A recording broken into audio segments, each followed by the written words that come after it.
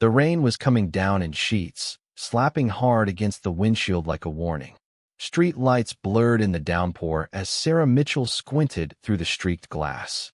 Her old sedan groaned with every turn, windshield wipers squealing as they struggled to keep up. The hour was late, almost midnight, and the silence in the car was broken only by the rhythmic breathing of her 6-year-old daughter, Mary, curled up in the back seat in her pink dress, asleep with her small shoes dangling off the edge of the seat. Sarah's dark hair was pulled back into a low, tired knot. Her waitress uniform still smelled faintly of grease and coffee. She was exhausted, her back aching from another long shift at the all-night diner. But there was something else weighing on her tonight. She placed one hand briefly on her stomach, feeling the small swell beneath her uniform. For months along, another baby on the way. She hadn't told anyone yet, not even her boss. The worry sat heavy in her chest. How would she manage with 2 children and barely enough income for one? All she wanted was to get home, dry off, and sleep for a few hours before the next day started all over again. Then she saw him. At the edge of the sidewalk, barely visible in the downpour, an elderly man stood hunched under the weight of the storm. He had no umbrella, no raincoat, just a soaked-wool blazer clinging to his thin frame. One hand gripped a streetlight pole for balance, and the other trembled as he looked down at a phone, clearly dead or without service. Sarah's foot eased off the gas. She hesitated. This part of Seattle was quiet, but not unfamiliar. Still, helping strangers in the middle of the night was something the world had taught her to be careful about. Her hands tightened around the steering wheel, but then she saw his shoulders shake. Not from the cold, though he was clearly freezing, but from fatigue, maybe even fear. Sarah sighed softly and pulled the car over. She rolled down the passenger window halfway. Cold rain blew in immediately. "You okay out here?" she called out. The man turned slowly, blinking through the water dripping from his brow. His voice was calm, dignified even through the trembling. I got turned around. My phone died. I thought I could make it, but I'm not as young as I used to be." Sarah studied him. His clothes were soaked through, elegant shoes covered in mud. But there was something dignified in the way he held himself. Not just old, but gentle, lost. She leaned over, unlocked the door, and gave a small nod. "Get in," she said quietly. "Let me take you home." He hesitated for just a moment. Then with a slight nod of thanks, he opened the door and lowered himself into the seat. Rainwater pooled on the floor mat beneath him. Sarah turned the heater up, though she knew it barely worked. The silence between them was broken only by the sound of the storm until the man spoke again, his voice a little clearer now. "You didn't have to stop," he said.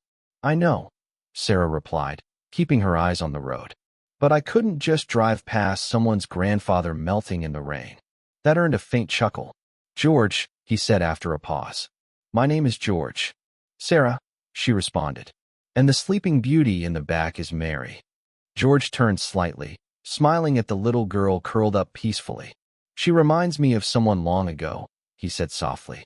They drove in silence for a few blocks before Sarah asked for his address.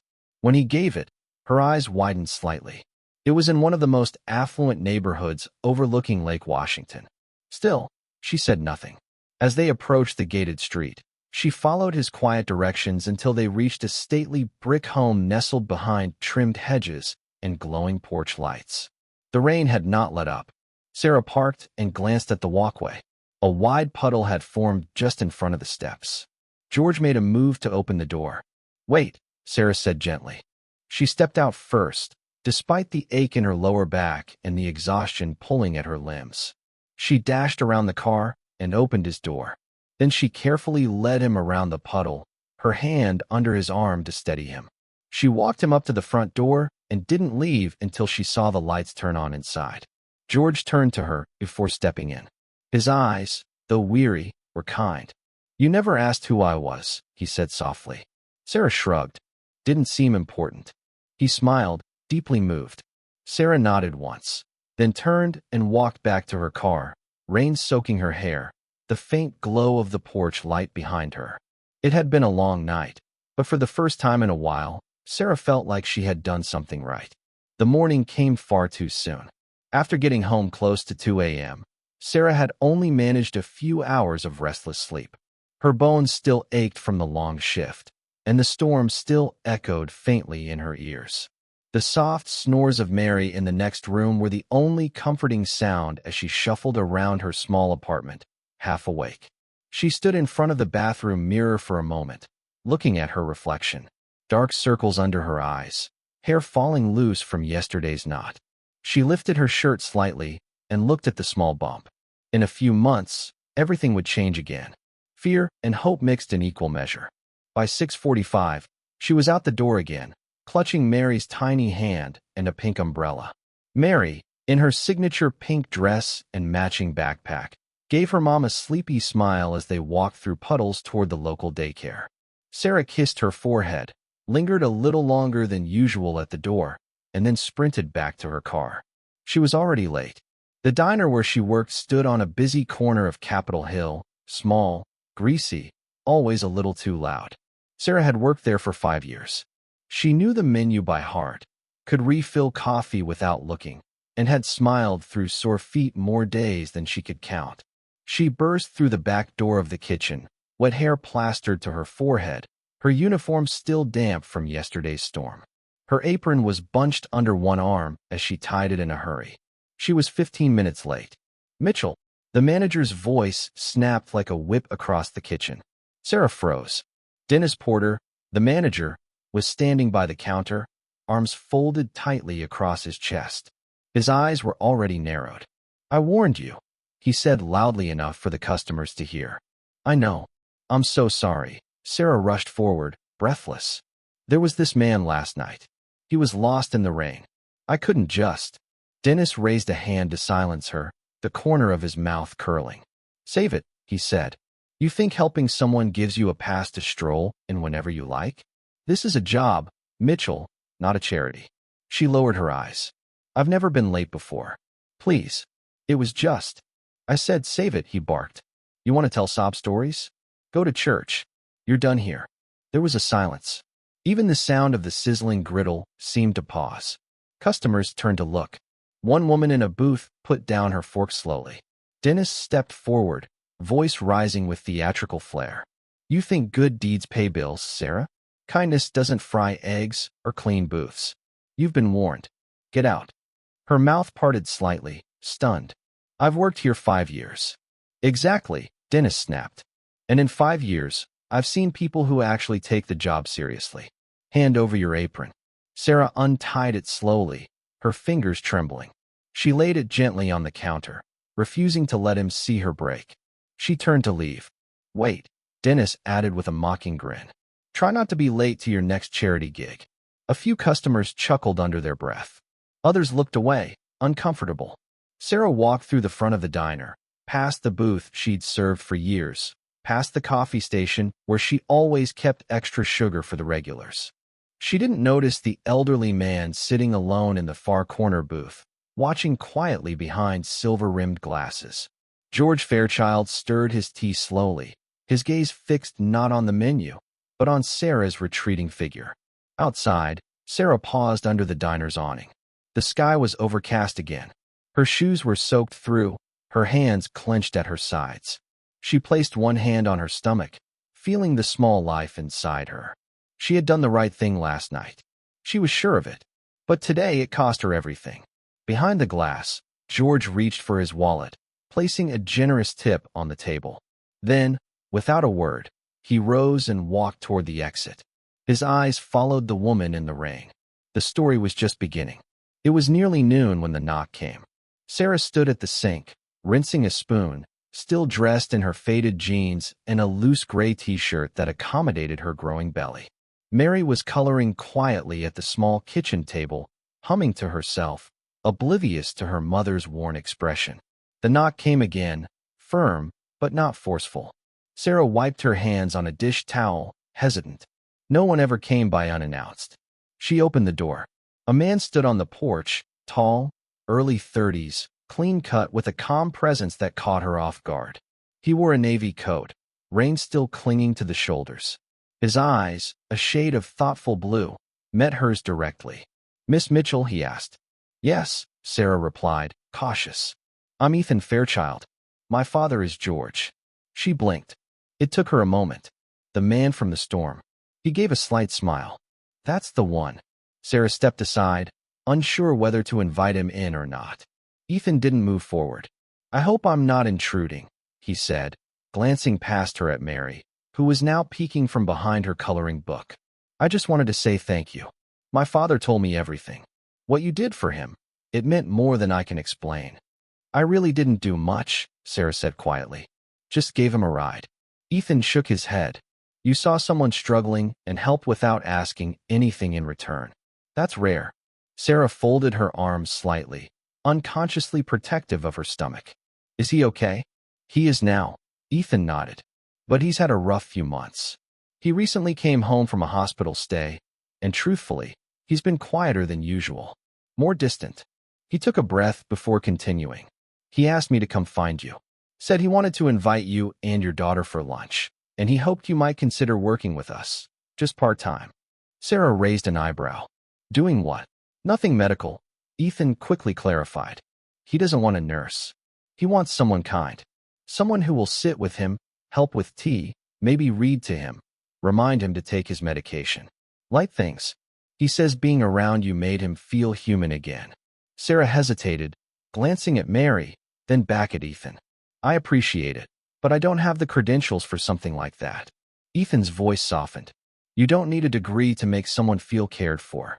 There was a silence, broken only by the soft scratching of Mary's crayons. I'd pay you properly, Ethan added. Flexible schedule. 3 afternoons a week, if that works for you. Sarah looked down at her bare feet, then up again. She had just lost her job. Rent was due next week. Groceries were already getting tight. And with the baby coming. But it wasn't just the money. There was something sincere in Ethan's voice, something grounded. No pity, no agenda, just a quiet offering of a different path. She nodded slowly. 3 days a week. I can try. Ethan smiled, relieved. Thank you. He'll be thrilled. From the kitchen, Mary's small voice piped up. Can I come too? Sarah laughed under her breath. I think we'll have to ask Mr. Fairchild. Ethan glanced at Mary, then back to Sarah, and said warmly, I think he already has his answer. He handed Sarah a small folded note, an invitation written in George's handwriting, elegant and old-fashioned. Sarah held it gently, her heart unexpectedly full. As Ethan stepped off the porch, he turned once more. You gave him something he hadn't felt in a long time, he said. Hope. Sarah closed the door behind her and looked down at the note in her hand. For the first time in days, she smiled. It was a quiet Saturday afternoon when Sarah and Mary arrived at the Fairchild estate for their first visit as more than just guests. The large, ivy-covered home stood tall and elegant, but not intimidating in the way Sarah had feared. The front door opened before she could knock. George greeted them with a warm smile, dressed in a cozy cardigan and soft slippers. You came, he said simply, as if he had doubted it until this very moment. Ethan stood behind him, his sleeves rolled up, a dish towel over his shoulder. The faint scent of rosemary and baked bread drifted from the kitchen. I cooked, he said almost awkwardly. George chuckled. By cooked, he means he supervised the oven. Ethan smiled faintly, then stepped aside and gestured. Come in. The dining room was simple, not lavish, just a long oak table with 4 place settings, fresh flowers in a mason jar at the center. Mary climbed into her chair without hesitation, legs swinging. Ethan, without a word, pulled out the chair for Sarah, then gently placed a small piece of roasted chicken on Mary's plate, adding a spoonful of mashed potatoes. Sarah noticed the quiet attentiveness. How he checked the temperature of the food before offering it to the child. How he poured water for everyone before serving himself. George watched them from across the table, eyes misting slightly. Midway through the meal, he reached across the table, placing his hand gently on Sarah's. You reminded me who I was before the money, he said. Sarah blinked, unsure what to say. Then quietly, she answered, sometimes all you can offer is a ride home. But it might be everything to someone. After dinner, while Mary drew pictures at the coffee table, Sarah followed George into his study. The job began simply. She read aloud from his favorite book of short stories. Later, She helped him fold some linens, made a pot of chamomile tea, and sat beside him in the sunroom while he talked about his late wife, about raising Ethan alone, about the long pauses of loneliness wealth could not fill. He listened too, about Mary's fear of thunder, Sarah's hope for the baby growing inside her, the nights she used to sing quietly just to calm herself. Ethan returned each evening just as the sun dipped. He never interrupted, only nodded to Sarah, catching her eye with a soft, silent question. How was today? She always gave a small smile in return. One evening, he passed by the open door of the study and stopped. Inside, Sarah and George were laughing. Really laughing. Over a ridiculous story from George's youth involving a stolen canoe, a lost pair of trousers, and a furious swan. Ethan stood in the hallway for a moment, unnoticed, listening. His father hadn't laughed like that in years. He turned away quietly, not wanting to disturb the peace. Mary came more often after preschool. She brought drawings, little pink cupcakes from the corner bakery, and endless questions for George, who answered each one with the patience of a grandfather. The house, once quiet and cool, had taken on a different rhythm. The scent of tea mingled with the scent of crayons. There were blankets tossed on chairs and tiny shoes near the back door. And in the stillness between their visits, Ethan found himself missing the sound of Sarah's voice reading from the armchair. He found himself waiting for the bell at the gate, wondering what color dress Mary might wear next, or what new joke George would laugh at that day.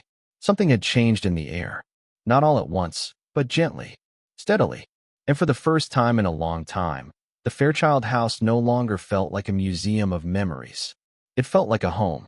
It was a bright Saturday afternoon when Sarah and Mary arrived at the Fairchild estate again, this time not for work, but as guests. Ethan had invited them over for a light weekend meal. Just something casual, he had said. But the way the table in the sunroom was set, fresh flowers, cloth napkins, and warm scones waiting under a linen cover, told Sarah he had thought about this carefully. Ethan greeted them at the door, sleeves rolled up, apron dusted with flour. Perfect timing, he said with a soft smile. The lemonade's still cold. Mary twirled in her pink dress, the sunlight catching in her curls. She skipped inside as if she belonged there. George sat in his usual chair by the window, beaming as she ran into his arms. While Ethan went back into the kitchen to finish the last touches on the food, Sarah helped Mary out of her jacket. "Stay close to Mr. Fairchild, okay?" she reminded gently. Mary nodded, clutching her favorite stuffed bunny.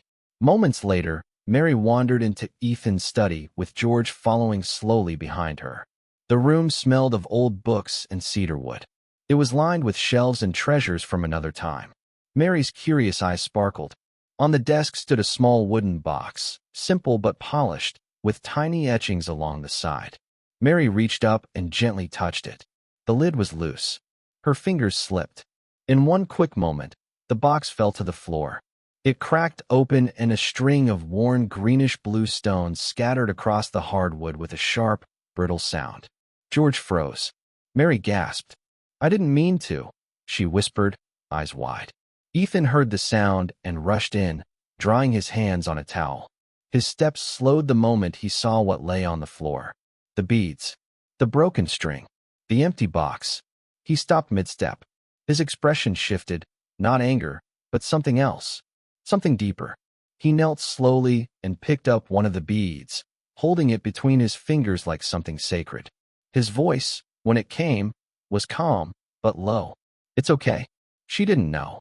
Sarah had entered just behind him, breath caught. Her eyes dropped to the floor, to the shattered bracelet, then to Ethan's hands. She understood. This wasn't about the object. It was about something irreplaceable. "I am so sorry," she said softly, pulling Mary gently toward her. "We'll replace it, or—" Ethan shook his head, eyes still on the beads. "It was my mother's," he said, voice rough. "She made it for me when I turned 10. Her hands were shaky by then, but she said it was from the strongest stone she could find." He placed the bead back into the cracked box and stood. The silence felt heavier than any scolding. George placed a hand on his son's shoulder, but Ethan just gave Sarah a small, tight nod. "It's all right. Really." But the warmth in his voice was gone. Sarah offered to help clean up, but Ethan declined. "Thank you for coming," he said politely. "I should probably finish up some things." He didn't mention the food waiting on the table, didn't ask them to stay, and that was answer enough. Sarah helped Mary with her coat again, her heart heavy. As they walked toward the car, Mary looked up at her mother, small voice trembling. "Mommy, did I do something bad?" Sarah crouched down and wrapped her arms around her daughter.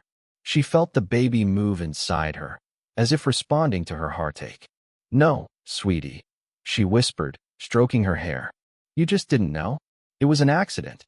She didn't say more. She couldn't. The drive home was quiet. Behind them, in the house full of untouched food and fading sunlight, the broken bracelet remained on the desk, silent, small, and full of memory. It had been 4 days since Sarah last stepped foot near the Fairchild estate. She had texted George that morning after the accident. Her message careful and apologetic. "I think it's best you find someone else to assist you, Mr. Fairchild. Mary didn't mean to, but I understand that what she broke can't be replaced. I'm sorry. I truly am." George didn't reply right away, and when he did, it was only 2 words. "You matter." But Sarah still didn't return. Ethan had read the exchange on his father's phone. He didn't blame her. Not really. But the silence in the house since they left had settled in like fog, thick and unshakable. The house was too quiet. He found himself looking toward the garden window at the exact time Mary used to arrive. He noticed things he hadn't before. How the light in the hallway felt colder without the sound of her laughter. How the dining room table stayed set but unused. George noticed it, too. One afternoon, he said gently, "You've been staring out that window for 20 minutes, son." Ethan shrugged, not looking up from his coffee. Just thinking. It rained that afternoon. A steady, thoughtful kind of rain that tapped softly against the glass like a question.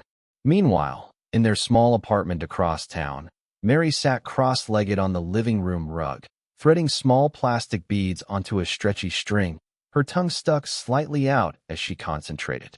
Sarah watched from the kitchen, one hand resting on her growing belly, heart aching at the sight. "What are you making, honey?" Mary didn't look up. "Mommy said we can't fix the old bracelet," she said quietly. "But maybe I can make him a new one." Sarah knelt beside her, eyes soft. "You don't have to, sweetie. It wasn't your fault." Mary kept threading. "But he looked so sad," she whispered. "And I want to make him smile again." When the bracelet was done, a messy, colorful loop of mismatched plastic beads, Mary held it up proudly. Then she grabbed a scrap of paper and a purple crayon, writing in big, uneven letters. "I'm sorry I broke your shiny bracelet. I made this one for you. It's not shiny, but it's full of love. Love, Mary, 6 years old." Later that evening, they knocked on George's front door. Not Sarah, but George, returning the favor. Sarah opened the door cautiously. Her eyes widened in surprise. "Mary asked me to bring this," George said gently, handing her a small paper bag. Inside was the bracelet and the note, folded gently on top. Sarah blinked back sudden tears. "Will you give it to him?" she asked softly. "I will," George promised, and turned back into the misty evening. Ethan sat alone in his study when George entered. Without a word, he placed the bracelet and note on the desk in front of him. "What's this?" Ethan asked, glancing up. George only smiled and nodded. "From someone who still believes broken things can be made whole again." Ethan opened the note first. The handwriting was wobbly, the lines uneven, but he read every word slowly. By the time he reached "It's full of love," his hands trembled slightly. Then he looked at the bracelet, colorful, plastic, imperfect, and perfect. He sat back in his chair, the bracelet cradled in his hand like something sacred. A single tear slid down his cheek before he could stop it. The grief that had lived quietly in him for years shifted. For the first time, he wasn't crying because he missed his mother. He was crying because love, pure, undeserved love, had walked into his life again through a child who did not owe him anything. It was dark when he arrived at Sarah's apartment. The hallway smelled faintly of old paint and rain. She opened the door, surprised. "Ethan." He didn't wait. He gently took her hand. "I was upset," he said. "Not at Mary. Not even really at the bracelet." He looked her in the eyes. "It was important. But people are more important. Sarah didn't speak. I missed you, he added. Both of you. A small pair of feet padded softly down the hall. Mary peeked from behind her mother, eyes wide and hopeful. Ethan crouched to her level, pulled something from his pocket, and held up her plastic bracelet. I'm wearing it tomorrow, he said, smiling. And every day after that. Mary grinned and threw her arms around him. Sarah couldn't help it. She cried. This time it was not from guilt, not from fear. It was from the feeling that maybe, just maybe, they were already home. The rain returned on a Sunday afternoon, soft, steady, and warm like a memory. It tapped gently on the wide windows of the Fairchild estate, as gray skies cast a cozy glow over the home that not long ago had felt far too big for its silence. Now it was full again. In the backyard, damp but not muddy, Ethan, Sarah, and Mary sat on a picnic blanket, looking up at the clouds through the gentle drizzle. George watched from the patio, a book resting on his lap, his eyes lingering on the scene before him more than the pages. Ethan leaned back, one arm draped behind Sarah, his other wrist catching the light, still wearing Mary's homemade plastic bracelet. The bright bead stood out against his button-down shirt and leather watch, but he wore it like something priceless. Mary giggled, pointing upward. That one looks like a dragon. Ethan squinted. I see a bunny with a really long tail. No, she laughed, falling back into Sarah's lap. Sarah smiled, one hand unconsciously resting on her belly. The baby kicked gently, as if joining in the laughter. George smiled faintly from his chair. He had not seen his son like this in years. They stayed like that for a while, just being, the kind of moment no one talks over because it's too good to break. Then Mary sat up and scooted next to Ethan. Without a word, she rested her head gently on his shoulder. Ethan stilled for a moment. Then he reached over and brushed a strand of hair from her forehead. The rain slowed to a whisper, and then quietly, Mary asked, "If we stayed here forever, would you be my daddy?" The question dropped like a pebble into still water, soft but impossible to ignore. Sarah froze. She opened her mouth, ready to gently scold her daughter, but the words never came. Ethan turned slightly to look at the little girl beside him. Her eyes were wide, but not uncertain. She meant it. He smiled, not out of amusement, but from something deeper. He cupped her small cheek with his hand and said softly, "That would be an honor." Sarah blinked fast, swallowing the lump in her throat. Mary grinned and hugged him tight. Later that evening, as the sky turned from silver to a muted purple, Ethan drove Sarah and Mary home. The streets shimmered under the glow of wet streetlights. The car silent, but full of something unsaid. When they reached the apartment, Sarah opened the door, but Ethan didn't let go of the steering wheel just yet. He looked over at her, voice low. "You know," he said, "you two didn't just walk into our house. You brought it back to life." Sarah turned to him, a little breath caught in her chest. "I think we needed each other more than we realized," she whispered. Ethan nodded, then looked in the rearview mirror. Mary had already fallen asleep, her head leaning softly to one side. He turned back to Sarah. "See you tomorrow?" She smiled. "Wouldn't miss it." As Sarah carried Mary up the stairs, Ethan watched them disappear behind the apartment door. The rain had stopped, but in his chest, something deeper had just begun to pour. Not sadness, hope. The dining room glowed under soft amber lights, laughter rising like music from the long wooden table. The Fairchild home, once so still and formal, now echoed with warmth. Friends and family gathered, plates full, glasses raised, stories exchanged between bites and memories. George sat at the head of the table, a gentle smile playing on his lips as he looked around at the joy, the chatter, and most of all at the woman and child who had turned this house into a home again. Sarah sat beside Ethan, her belly now noticeably round at 7 months. Mary nestled between them, happily munching on breadsticks. She wore a sparkly clip in her hair, a gift from George earlier that evening. Ethan, still wearing the rainbow-colored bracelet she had made, looked at her like she was magic. When the meal was nearly finished, George gently tapped his glass with a spoon. The room quieted. "I know we usually save toasts for holidays or weddings," he began, voice steady but full of feeling. "But tonight is special. Because my son has found something rarer than wealth. He's found a family. Sarah's hand paused on her napkin. Mary looked up. Ethan lowered his gaze, a faint smile curving his lips. George lifted his glass. To Sarah and Mary, for reminding us all what really matters. Everyone raised their glasses. To Sarah and Mary. Sarah blinked fast, eyes shimmering. Ethan stood up slowly, taking her hand in his. The room fell quiet again.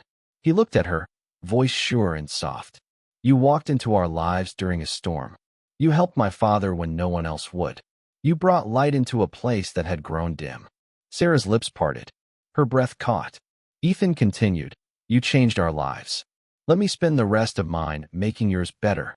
A pause. Say yes, Mommy. Mary's voice rang out like a firecracker. Laughter erupted around the table. Sarah looked down at her daughter, then up at Ethan, her hands still in his eyes steady and full of something deep and true. Tears spilled freely as she nodded, unable to speak. She pulled Mary close with one arm and reached for Ethan with the other, all three wrapped in one embrace. Sarah felt the baby kick strongly, as if celebrating too. The guests clapped, glasses clinked again, and George wiped at the corner of his eye with a handkerchief he pretended not to need. Later that week, as twilight stretched long shadows across quiet streets, a silver car pulled up to a modest sun-washed house with a garden gate and ivy climbing its porch railings. Ethan stepped out and opened the passenger door. Sarah stood on the sidewalk, holding Mary's hand, her other hand resting on her growing belly. He looked at her, smiling. Get in, he said. This time, let me take you home. Sarah tilted her head, smiling through her tears. You sure this ride comes with snacks and bedtime stories? Ethan chuckled. Only if you sit up front. She laughed, climbed in, and Mary hopped into the back with a squeal of delight. The car door closed with a soft thud. The engine hummed as they drove slowly up the winding lane. As the car faded into the driveway, the three of them walked toward the front door, hand in hand, silhouettes against the golden light spilling through the windows. Above them, the clouds parted just enough to let a sliver of sunlight through. The storm had passed, and in its place was something whole, a real home built not from walls or wood, but from kindness, forgiveness, and love. Thank you for joining us on this heartfelt journey. Sometimes all it takes is one simple act of kindness, one ride home in the rain, to change the course of a life, or three. If this story touched your heart, if it reminded you of the goodness that still exists in unexpected places, we'd be honored if you'd subscribe to Soul-Stirring Stories. Hit that like button to show your love and help us share more stories that inspire, heal, and bring people closer together. Until next time, stay kind, stay hopeful, and never underestimate the power of a single selfless choice.